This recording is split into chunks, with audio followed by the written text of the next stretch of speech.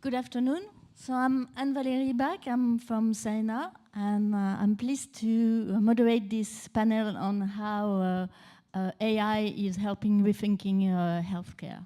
I will let you, all of you, introduce yourself. So I'm Emmanuel Bacry. I'm a senior researcher at CNRS at Université Paris-Dauphine. I'm an associate professor at Polytechnique, where I'm heading the big data initiative there.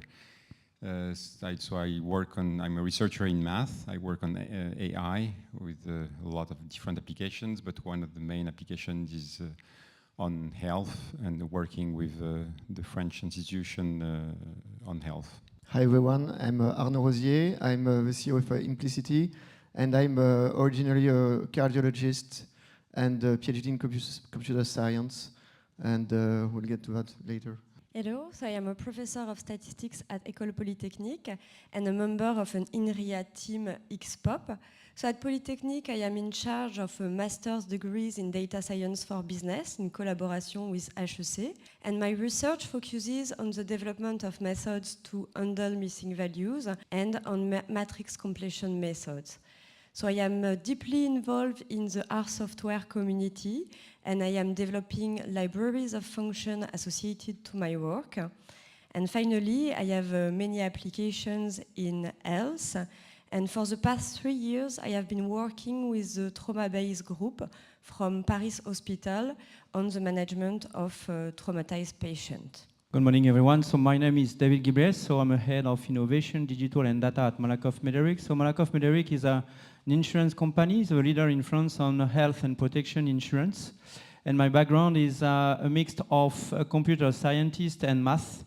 And today, so I mainly work on my focus is on artificial intelligence. At Serena, we have a fund that is fully dedicated to data and AI, but our background is more digital. And we found out when we got interested in that topic that actually health is the #1 topic regarding funds that are allocated to startups in AI in 2017.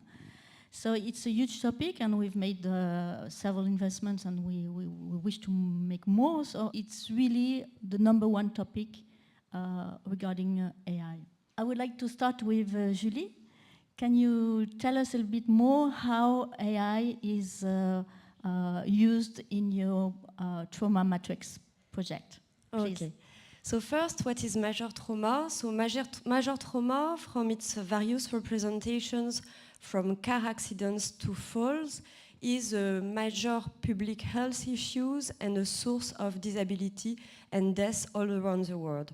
So efficient management of patients is crucial, as delays or errors can be very serious for the patient. In order to provide a decision-making process and improve the care of patients, we have at disposal a unique clinical database of more than 50,000 patients, French patients, which is very detailed, because for each patient I have at disposal information collected from the site of the accident where the patient is handled by the ambulance to his discharge from the hospital. So this is really a unique database. With using this data, our aim is really to, for instance, create an application which can be embedded in an ambulance, such that given the patient characteristics, it will predict whether my patient is at high risk of hemorrhagic shock. So of course, it will be crucial to assess the uncertainty associated to such decisions, and it will be also crucial to determine the human factor and also the doctor answers to such a support decision tool. So this is, for me, a really challenging project, which involve mathematical, medical, and methodological expertise to provide an innovative solution to the major problem of trauma. So for now, we are at step 1, meaning that we are doing research and creating mathematical tools to develop predictive models to predict some specific trauma outcome. And then we will need to proceed and to go further to create the interface, the trauma matrix, and also to test it in a real application. So this is basically what I am doing with this trauma-based group. We're still a little bit far away from the benefits to the patients. For now, yes, because of the quality of the data, you really need to create specific models that takes into account the heterogeneity of the data, because my data are multi-source. They come from different hospitals. So I have a lot of missing values. I have data that evolve over time. And consequently, yes, you need to design specific machine learning algorithm tools that can handle this complex data. And this makes any analysis really challenging. So maybe we have use cases within Malakoff Mederic that are probably closer to the patients or your users' benefits. Can you tell us a little bit more about what you have and how you use AI within your organization? Yeah, sure. So one of our key obsessions as a corporate is to put at scale our use cases, because if you are not put at scale, you are at the better kind of POC factory, but you are not impacting your P&L. So one of our key obsessions is putting at scale our algos. So just to give you some examples, so we have CAT for domain of usage, and we are mainly and we intensively used machine learning algos. First of all, it's the marketing and sales, very traditional use cases about optimization of marketing campaigns or on churn, for instance.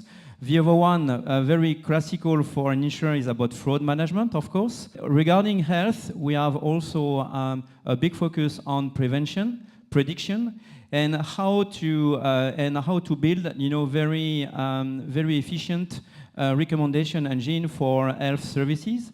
And the last one is a quite very technical and actuarial, since we are using ML algos for a new way to modelize the risk. So I think for us it's something very new. And as you know, in our companies we have many actuaries, and now most of them try to have a data science background in order to shift from a traditional actuarial work to a data scientist work. What is very important for us is today that for most of them we have a performance, at least multiplied by 2. So it's very important for us. And as I said, our co-obsession is to make something tangible in our company. So meaning that we try to have a very agile approach, meaning that between 6 to 8 months we have to deploy our algos, and then we iterate the performance of algo with the business partners that we have in our company.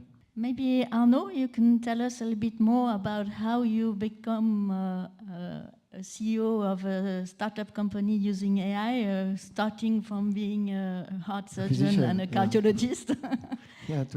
Well, what I like is what you said is about having short-term results, and as well, Julie mentioned the fact that they are trying to solve physicians' problem basically, and not only directly with patients. And at Implicity, what we do is trying to focus on the big trend of digitalization of medtech, of course, that's kind of a buzzword, but in the domain of medical device that this major company are selling, one particular domain field is which of pacemakers and implantable defibrillators. That used to be my focus as a cardiologist, because I used to implant them. And when you have a patient with such devices, and that's maybe 1% of Western population, you need to follow these patients, but you need as well to follow the device. And that means that usually you had to kind of download the data coming from the device and sensors twice a year.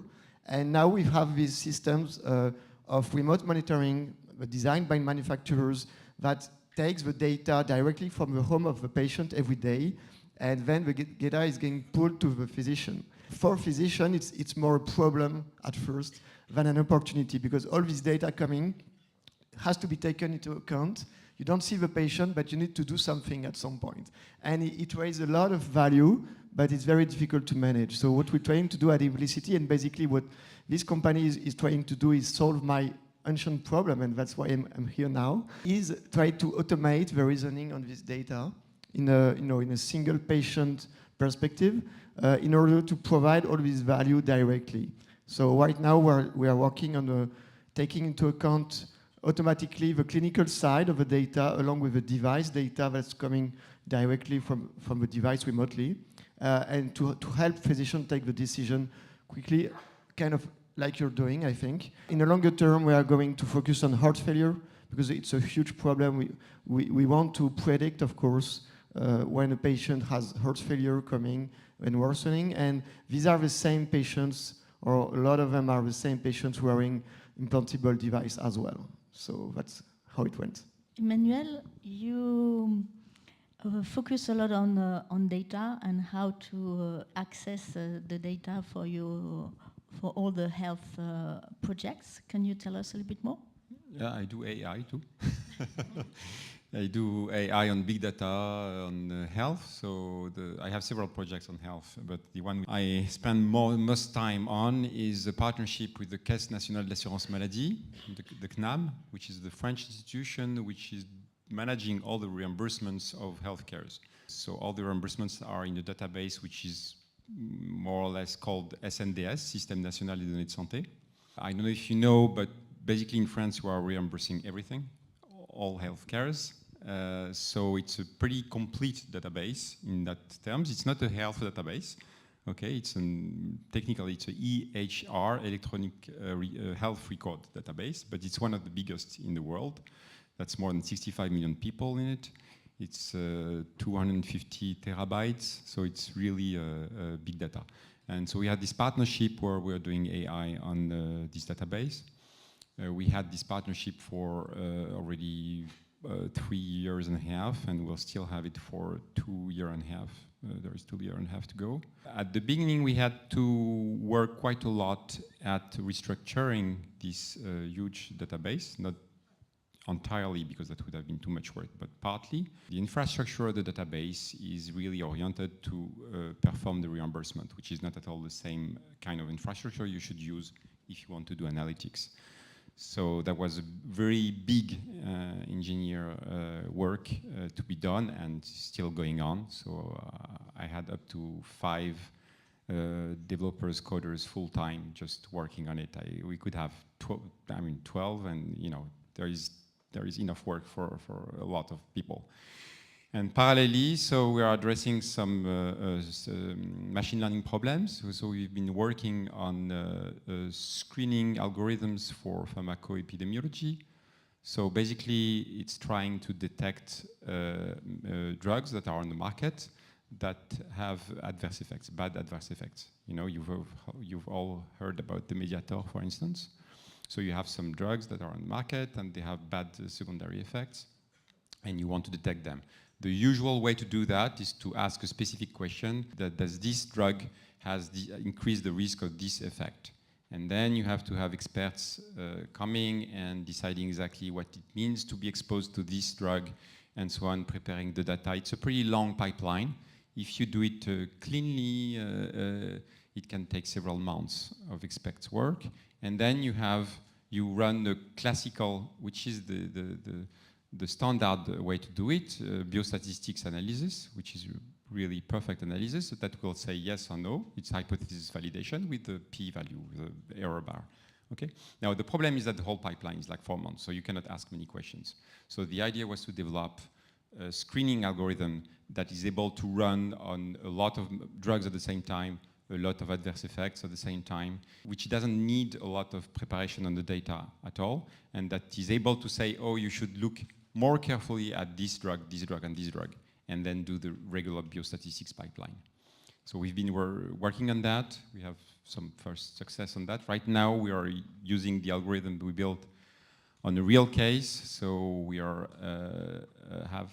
analyzing 400 drugs and looking at the risk of these drugs to make old people fall. So we are currently working on that. We're also working on fraud detection.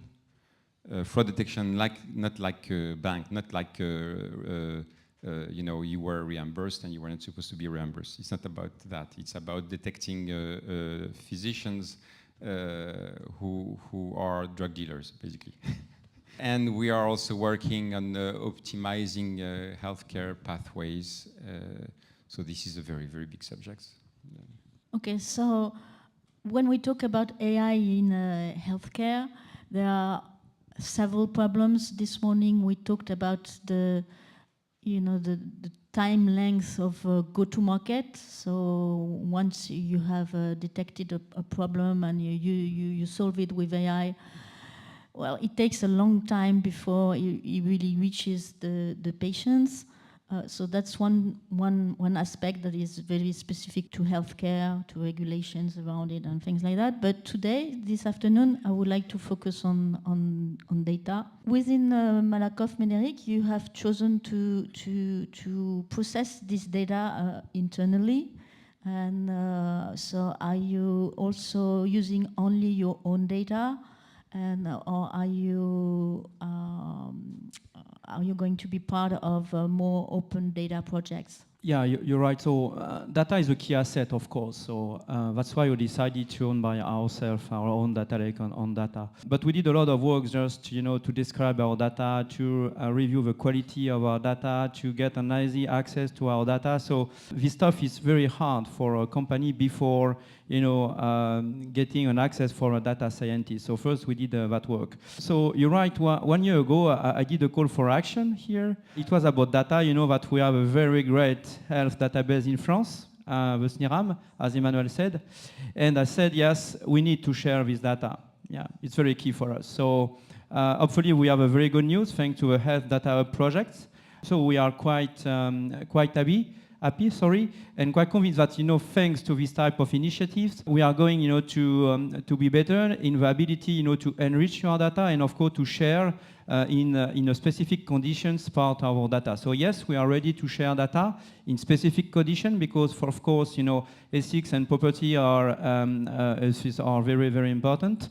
But we are I would say involved in the health data hub project because for us it's a key asset that we have in France. So if we want to be the best place in the world where the health startup and health companies can work, is probably thanks to this kind of initiative. Emmanuel, can you tell us a little bit more how it works? This health data hub, it doesn't work yet, but, how it will work. It should work one day, hopefully. The idea came from, I guess, the fact that we were several to have in mind the fact that if you take the SNDS, the database I just told you about, and if you associate with it like all the clinical data of all the public hospitals and take also data from private companies and so on, if you can put that, not everything at the same place, but at least accessible through the same pipeline, then it's extremely clear to a lot of experts that we will have like the best, the most beautiful health database in the world. So from an economic point of view, that's really good for France, for research, for impact, for everything, for impact on health, for impact on economy, for everything. It's really something that has to be done. So it started like that. So there was it was pitched by Cédric Villani in his report, and Macron decided that it should go. So we wrote this, there were several people to work on the project. So the idea is to start beginning of January. We have the money to do it. The government gave money to do it. And to start with the SNDS on new infrastructure, not the infrastructure as I told you, which is running right now, the SNDS, which is kind of not suited for analytics, but a new infrastructure, something like what we did a little bit in our project, and then make it available to everybody who has a project. The idea is that the data will not go out of the hub. They will stay in. You would be working in the hub, okay? And everything you'll take out will be controlled. So it should start normally to open accesses to people, to both startups, big companies, or research institutions, starting from June, hopefully. And then second step is to get the hospitals, the public hospitals, to also share the data. So make a link with this data, so they will keep the data in the hospitals. But then if you have a project that is working on, let's say, I don't know, 10,000 people with this pathology, you would be able to get all the data from all the hospitals, all the SNDS in the hub, and you would be working in the hub with all this data. That's more or less the project. Arnaud, for you, is it a problem having access to the data? Yeah, well, actually, it's a good question, because we are kind of sitting in the pipe between manufacturers which kind of produce data with devices inside patients. So of course this data belongs to patients and the physicians have access to it in order to treat the patients. We can host some of this data in order, like any EHR, in fact, electronic health record, just specialized one, in order for physicians to use it. But when it comes to research, and it's another use of the data. So of course, we are here in France, and within GDPR space, it brings, well, GDPR actually was kind of a clarification of how things can be done or not. But as a physician, of course, I'm very, sensitive about these questions, privacy. And as an industrial also, we need to be very focused on what we can do and what we can't. What was very helpful in our case is that we have access at some point to the ability to ask the patient individually to give his consent for us to use this data for research. But the only reason we have access to this patient, of course by the physicians, is because the remote monitoring of the device is already in the cloud for manufacturers, so there is already a strong, legal point about this data. So it was kind of not so hard for us, but I think this is a very specific case. And I think in most cases, you may have access to data, but may not be, entitled to use it. So that's a big question about, how, and the limitation. Is it possible always to solve your problem with, just training algorithms somewhere else? I don't know the answer, but that may be a limitation too. And for you, Julie, we understood that data and the quality of the data is really the central point of your research, because that's where you are closing the holes with your algorithm, no? Yes, exactly. We are very lucky because the collection of the data is ensured by the trauma-based group. So I have access to really high-quality data. But because it's data collected in the ambulance, it's a very stressful environment, so it's complicated, so that's why sometimes I am not making some measurement. So really the point for us is, as I said before, is to be able to deal with this imperfect data, and stakes are kind of important. So for instance, I am doing a lot of causal inference these days using this data. So the aim is to assess the impact of treatment on survival, given the characteristics of the patients and this data. And of course, when you want to say that, okay, you need to give this treatment to not avoid, but to limit the impact of hemorrhagic shock, you need to be quite sure of what you say and to be very cautious. So even by using state-of-the-art methods, like double robust methods and so on, we have some methods that say, oh, this you need to provide this treatment, and others that say, oh, no, do not provide it. So we need to be very, very careful. Okay, thank you. I think we are close to the end of that panel. Thank you, everybody. And for those who are in the room and want to launch a startup in AI to improve health, France is the place to be, because you will have access to all those nice data sets.